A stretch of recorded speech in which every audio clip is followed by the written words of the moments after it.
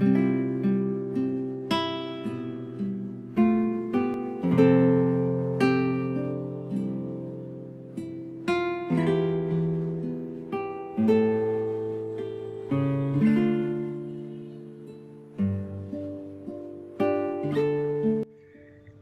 mabuting balita ng Panginoon ayon kay San Lucas.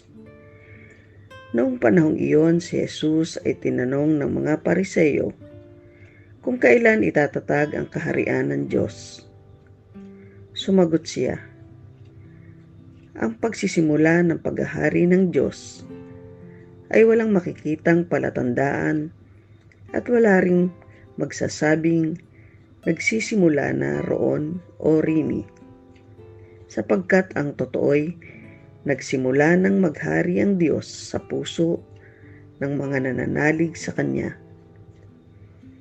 At sinabi niya sa mga alagad, darating ang panahon, hahangarin ninyong makita ang isa sa mga araw ng anak ng tao, ngunit hindi ninyo makikita iyon.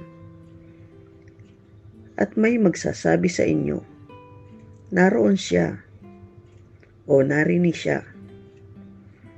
Huwag kayong pumunta upang siya'y hanapin, sapagkat pagsapit ng takdang araw, ang anak ng tao'y darating na parang kidlat. Ngunit kailangan muna magbata siya ng maraming hirap at itakwil ng mga tao sa ngayon. Ang mabuting balita ng Panginoon.